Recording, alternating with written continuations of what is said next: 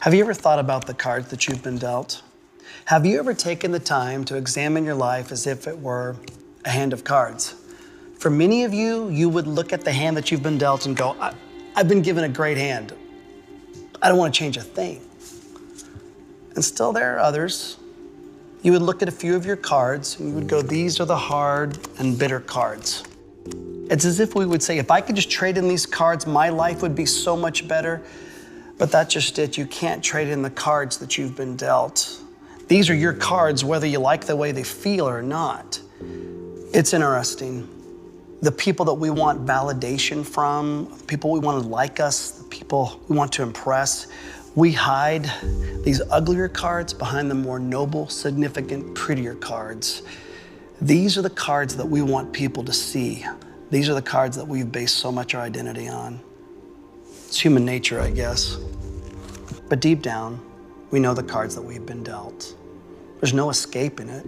It's who we are. We can't reshuffle the deck. We can't trade any of them in. It's in our DNA. It's in our makeup. The truth is, you are all in. But what if we stopped? What if we stopped and just took some time to look at the hands that we've been dealt? Is it coincidence, or is it just life? Or is it God? The argument would be, why would an all-knowing, all-loving God give me this deck of cards? If he really loved me, why these cards?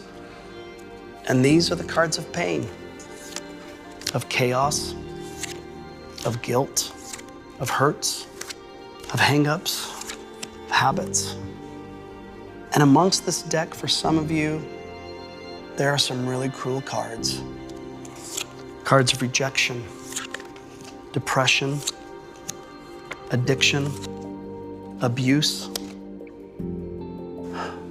and the card that none of us can escape from.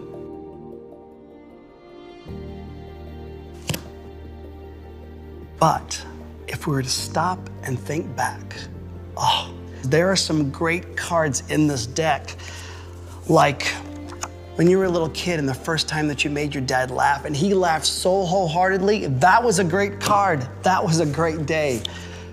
The first time you tied your shoes. Your first kiss.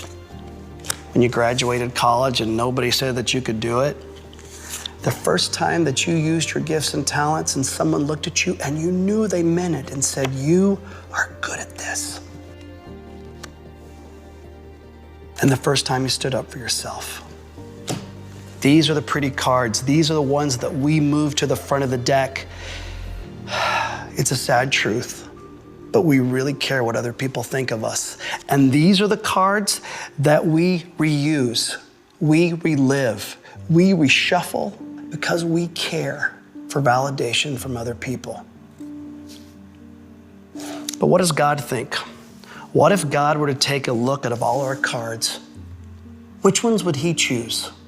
More than likely, they would not be the prettier, significant cards, but they would be an array of both good and bad cards.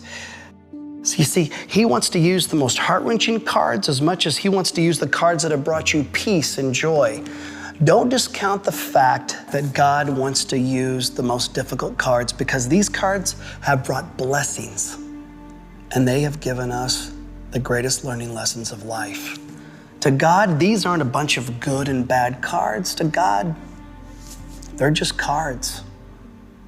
And if we surrender, we can see the hand that we've been dealt. It can give God glory.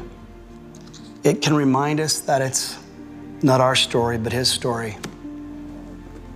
And if we're really still, we can even catch a glimpse of heaven. So the question is, aren't you tired of pretending to deal with your deck of cards? Aren't you wore out trying to hide behind some of the more glamorous cards? Doesn't it shortchange God with the story of our life? To him, you have been given the greatest hand that you could ever imagine. And for me, I'm all in. I'll play the hand that I've been dealt.